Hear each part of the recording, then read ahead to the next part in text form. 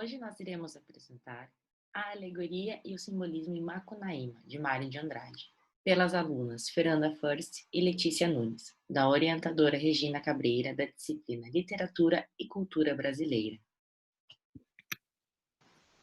Então, começando pelo autor, Mário de Andrade escreveu Macunaíma, mas além de escritor, ele também era crítico literário, musicólogo, folclorista e ativista cultural brasileiro. Ele nasceu em São Paulo, em 1893, mas ele viajou por todo o Brasil justamente para conseguir estudar o folclore nacional. E Macunaíma, então, é uma obra cheia de referências à cultura popular brasileira, que são justamente o resultado das pesquisas de Mário de Andrade. Então, quando a gente fala de Mário de Andrade, precisamos falar também sobre sua participação com o movimento modernista. Ele primeiro teve contato com esse movimento através da exposição de arte de Anita Malfatti, e ao conhecer Oswaldo de Andrade, passou a ser influenciado pelo movimento. Então, ele se junta ao grupo dos Cinco e passa a fazer parte da vanguarda da arte brasileira.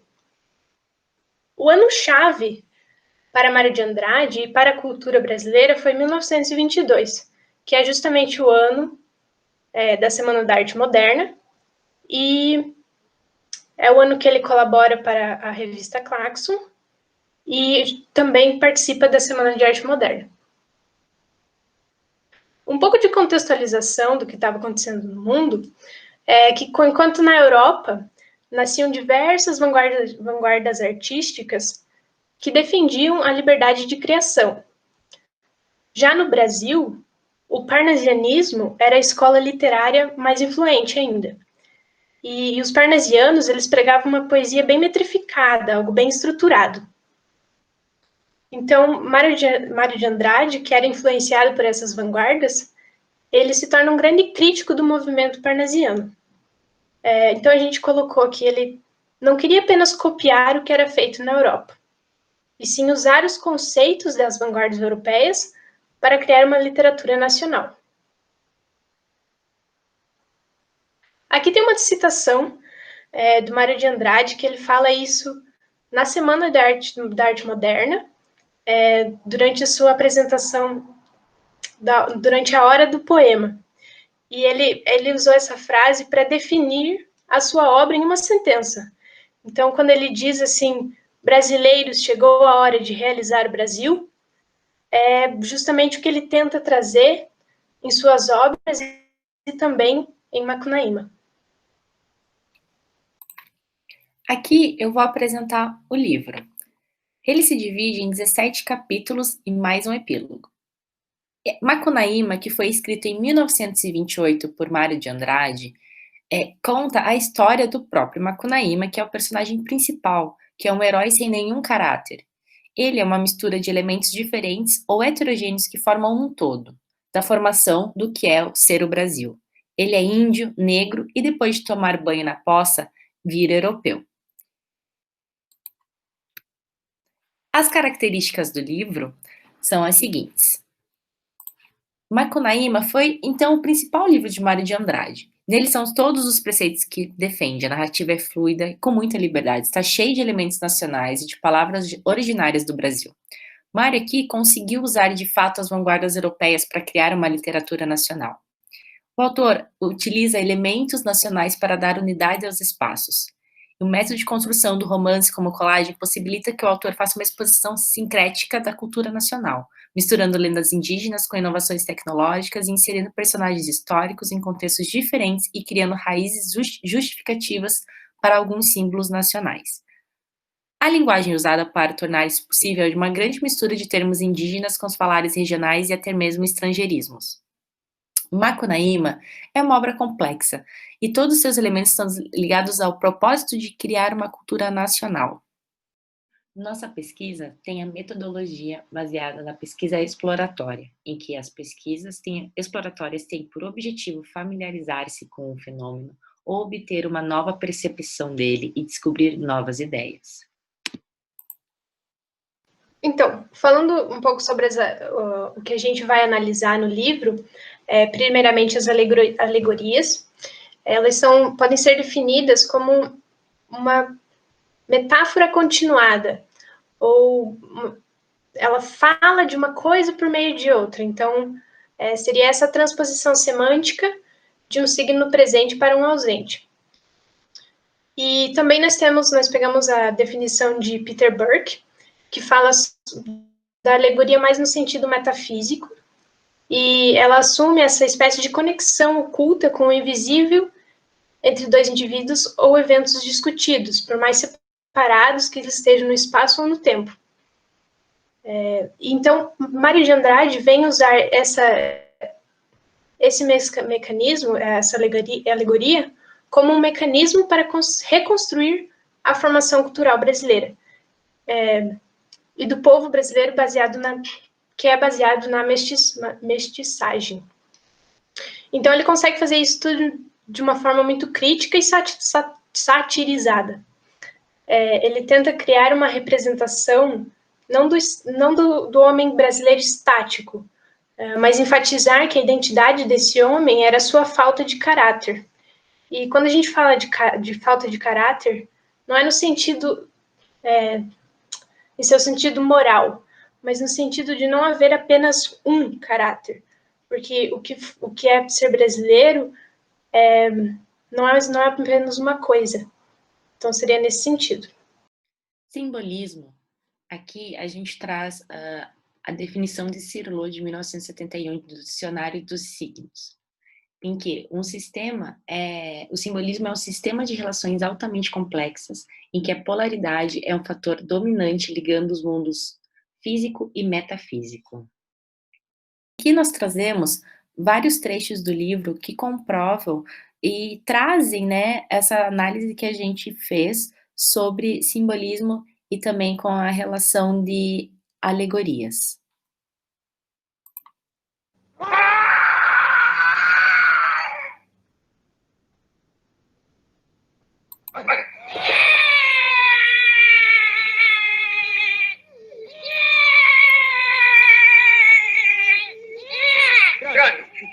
Nasceu! É homem, mãe! Olha só a cara dele, mãe! Não é bonitinho? Gente, que menino feio danado!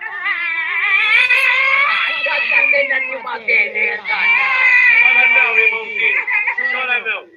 Feiura não é documento! Não, ele não vai ter, não! Macunaíma! Onde começa com mar, tem vacina. Macunaíma! Herói da nossa gente! Foi assim, no lugar chamado Pai da Tocandeira, no Brasil, que nasceu Macunaíma, herói de nossa gente. Já na milícia as coisas precisaram mudar.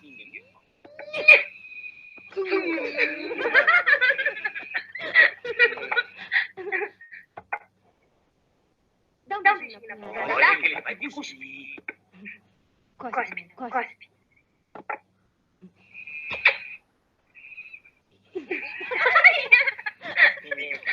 Pequeno já traz ponta.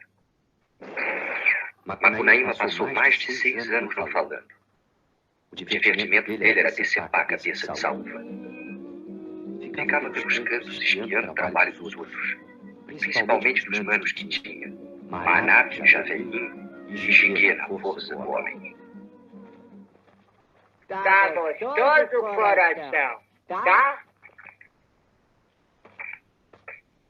Você não fala, menino? Ai, que preguiça. Macunaíma vivia deitado, mas se punha os olhos em dinheiro, andava para ganhar vintém. Também espertava quando a família ia tomar banho, todos juntos e vivos.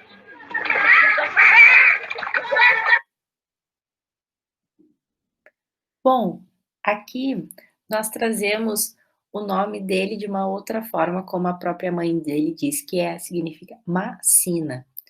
E a questão do sina significa destino, sorte. Isso quer dizer que sempre foi do mesmo jeito desde que ele nasceu.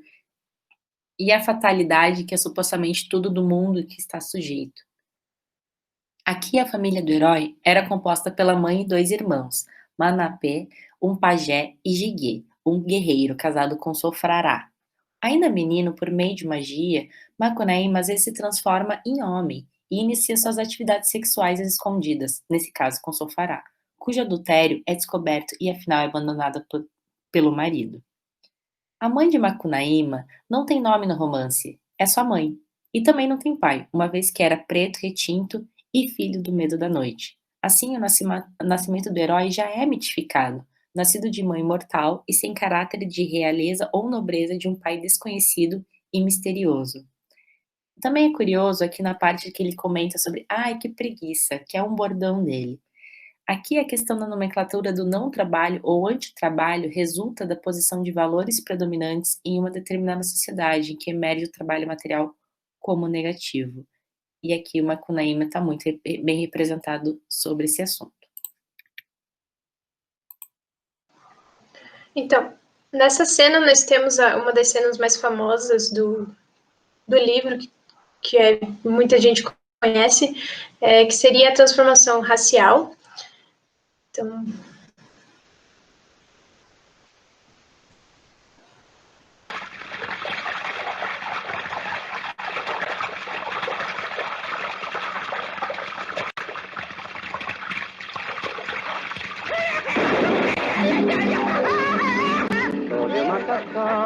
eu chamo aqui.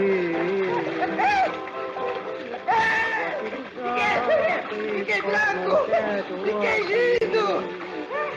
Oh, que destino seria. E se você, que já é branco, virar preto?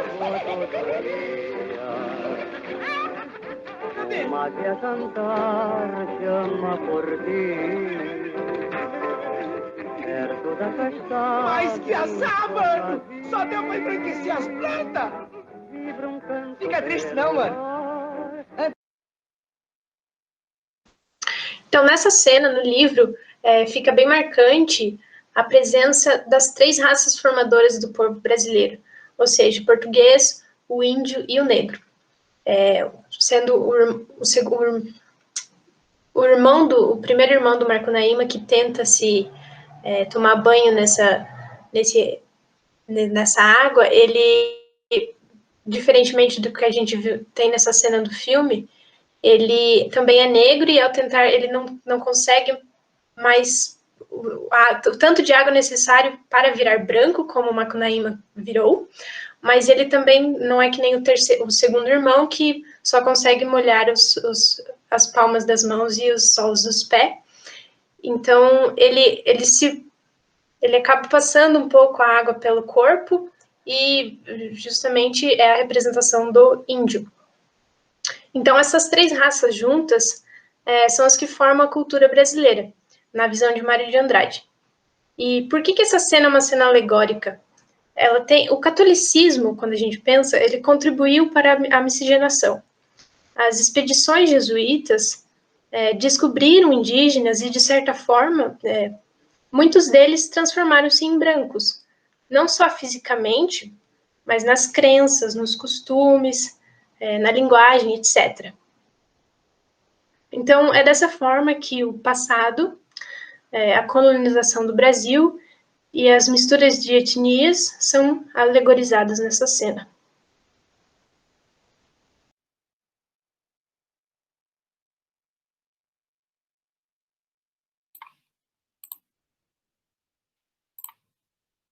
Deles.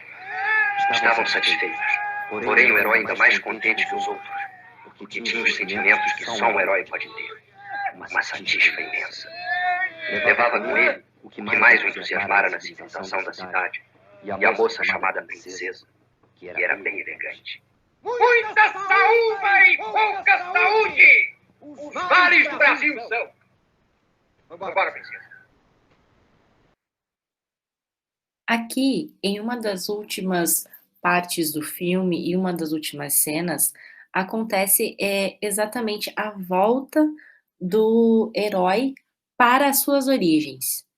Então aqui, a sua última jornada, né, depois das suas peripécias, Macunaíma e seus irmãos voltam ao sertão onde moravam, levando da cidade apenas aquilo que tinha agradado a eles, que seriam vários eletrodomésticos que representavam o consumismo da sociedade capitalista.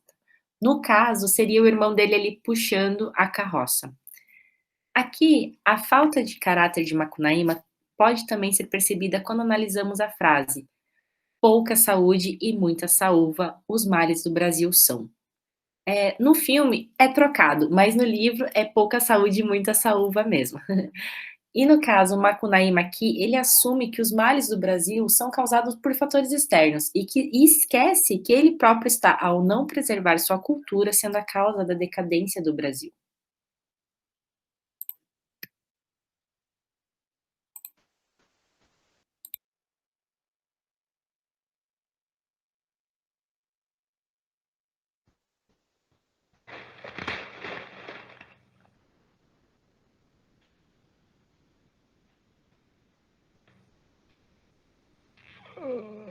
Que preguiça. Macunaíma, para se distrair, contava para o louro os casos famosos que tinham sucedido com ele desde a infância. Eu estava na panela e a capora mãe queria me comer. Mas aí mandou a filhinha tirar a minha roupa. Enquanto ela ia tirando, ela ia aproveitando nas minhas partes. Pegava nas minhas partes, vai pegando aqui, pegando ali. Janeiro, Macunaíma acordou tarde, com o pio agorento do Tincuã. Fazia um calorão parado, e o herói sentiu uma vontade nova nos músculos, pela primeira vez espertados. Se lembrou que fazia tempo não brincava.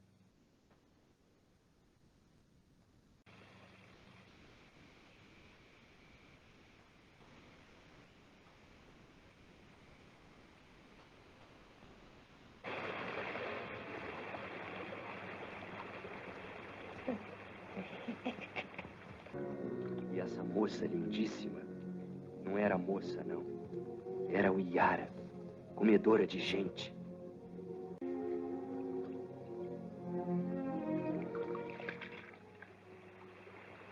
Nossa.